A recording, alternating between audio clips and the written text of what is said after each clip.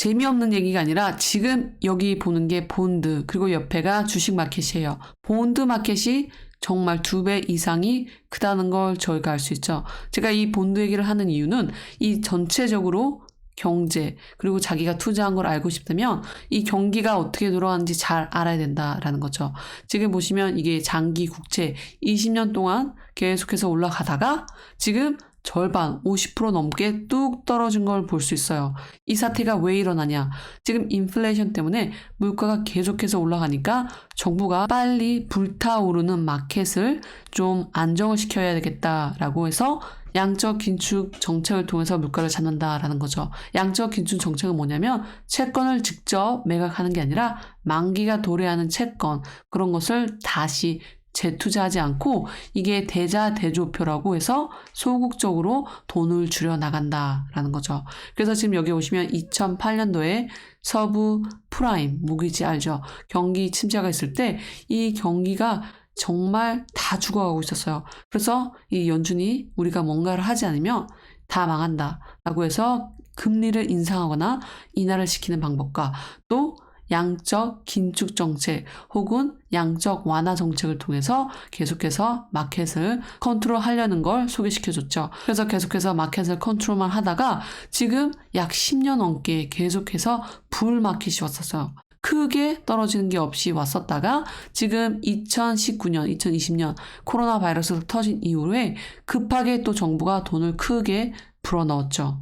지금 여기 보이시죠? 최고 피크 도달했고 이후로 이제 인플레이션에 크게 영향을 받은 이후에 정부가 금리 인상을 계속해서 해와서 이제 본드가 뚝뚝 떨어지는 걸 볼 수 있죠. 이렇게 장기 국채가 뚝뚝 떨어지고 또 타이밍도 정말 계속해서 안 좋아지고 있죠. 미국 또한 심각하게 지금 보시면 40년 만에 가장 높은 인플레이션에 시달리고 있고 가장 많이 지금 최악의 빚을 진 상태죠.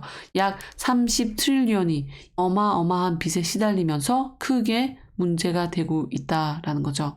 지금 보시는 건 이제 집을 살 때 은행에서 돈을 빌려주는 그 비율, 모기지 비율인데 6%가 넘었고 다른 데는 또 7% 정도 그렇게 계속해서 지금 은행의 금리가 올라가고 있다라는 거죠. 그래서 하우징 마켓이라고 부동산은 계속 거품이 꺼지는 단계. 하지만 그렇다고 해서 더 많은 사람들이 집을 산다라는 게 아니죠. 왜냐면 이 금리를 감당할 사람이 그닥 많지 않다라는 거죠. 그래서 약 2020년, 약 2년 전에 집을 산 사람들, 금리를 가장 좋은 가격에 계약을 한 사람들이 정말 럭키하다라는 말이 있죠. 그래서 하우징 마켓의 거품은 계속 꺼질 것이다. 하지만 그렇다고 해서 많은 사람들이 집을 사려고 나서지는 않을 것이다. 라는 거죠.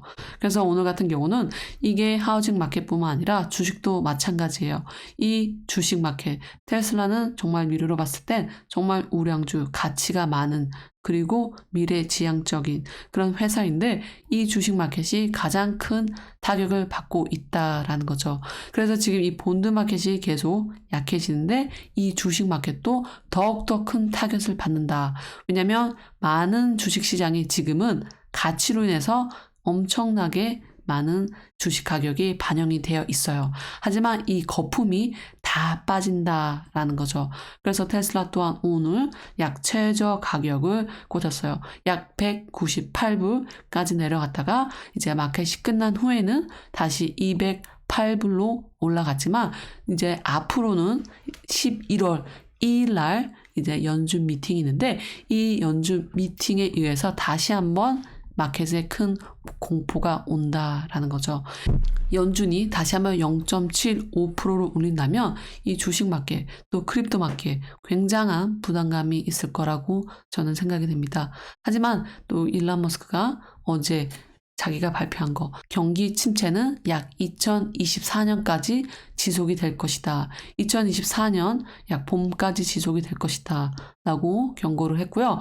테슬라 같은 경우는 오늘 중국에서 테슬라 가격 3 그리고 Y 가격을 낮추는 바람에 주식에 더 큰 영향을 줬다라고 기사가 나왔어요. 하지만 테슬라 같은 경우는 단기간이 아니라 장기간을 보는 그런 연습을 해야 된다라는 거죠. 그리고 또 일론 머스크는 지금 이번 주에 트위터와 딜을 마치겠다. 빠르면 이번 주 금요일 날 트위터를 사는 걸로 결론이 난다라고 이렇게 기사가 나왔어요. 그래서 테슬라, 트위터, 일론 머스크 계속해서 연관이 있는데 지금 중요한 것은 일론 머스크가 트위터를 사기 위해서 더 많은 쉐어를 파느냐 안 파냐 큰 관건인데요. 이것 때문에 많은 테슬라 주주들이 계속 살짝 조마조마하고 있다라는 거고 또 다른 앞으로 테슬라에 투자하고 싶은 사람들은 이 기간을 기다리고 있다라는 거죠. 더 크게 주식이 떨어지면 그때 사기를 위함이다라는 거죠. 또 한 가지 문제가 되고 있는 건 뭐냐면 지금 스타링크 때문에 우크라이나 그리고 또 이란으로 계속해서 보내주고 있고요. 또 일론 머스크 같은 경우는 소셜미디어 트위터를 함으로써 미국 민주당에서 많은 미움을 받고 있는데요. 여기에서 이제 조 바이든이 일론 머스크 정말 국가의 위기가 될 수 있다라고 생각해서 조사를 하겠다라고 많은 미디어에서 이번 주 내내 말을 해왔어요. 하지만 그게 사실이 아니다. 다시 미디어를 통해서 밝혀졌죠. 그래서 일론 머스크가 자기 트위터를 통해서 아하 웃는 이모지를 날리면서 정말 쇼를 하고 있네라는 뜻을 남겼죠. 그래서 여하튼 민주당에서 일론 머스크가 트위터를 사는 걸 건들지 못하는 이유는 아마존의 CEO 제프 베조가 워싱턴 포스트를 살 때 아무도 그를 말리지 않았기 때문이다라는 거죠. 그래서 지금 일론 머스크가 트위터를 사는데 반대하는 사람들은 전혀 제프 베조가 더 워싱턴 포스트를 살 때 반대하지 않았다라는 거죠. 그래서 거기서 아이러니한 점을 저희가 알 수 있죠. 오늘은 이렇게 짧게 이제 지금 앞으로 마켓이 저희가 가는 방향 그리고 마켓이 경험하고 있는 그런 사태를 전해드렸고요. 지금 연준이 계속해서 금리를 인상을 하게 된다면 더 큰 심각한 문제가 초래가 될 수 있어요. 그래서 올해 말에 잘하면 연준에서 금리 인상하는 걸 정말로 속도를 낮춘다. 그래서 다시 이게 경기의 활력소를 불러올 수도 있다라는 희망이 있어요. 하지만 그게 이 연준의 경기를 살리기 위해선 그렇게 방향을 틀지 아니면 인플레이션을 무조건 잡기 위해서 계속해서 금리를 인상할지는 조금 더 지켜봐야 되지만 저희가 지금 준비해야 될 것은 마켓이 크게 상승한다가 아니라 이걸 어떻게 포지션을 조절하고 또 얼마나 크게 줌아웃을 해서 미래를 볼 수 있는지 잘 판단을 해야 된다라는 거죠.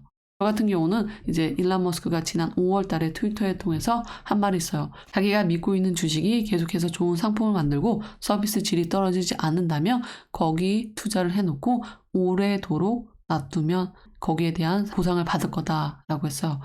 또한 그 말을 하면서 자기는 아직도 비트코인, 도지코인, 이더리움을 가지고 있다라고 말했어요. 그래서 저는 도지코인을 영상 초기부터 제작할 때부터 말을 했듯이 계속해서 단기간이 아니라 5년, 10년 정도 보고 있다라고 했어요.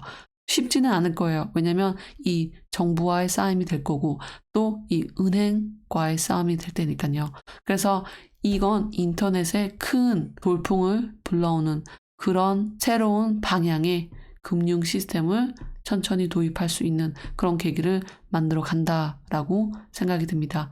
그래서 오늘 영상은 여기서 마치고요. 영상이 도움이 되셨으면 좋아요, 구독, 알람을 통해서 꼭 영상을 신청해 주시고요. 질문이 있으신 분들은 밑에 댓글을 통해서 남겨주시면 감사하겠습니다. 그럼 오늘 하루도 편하게 화이팅!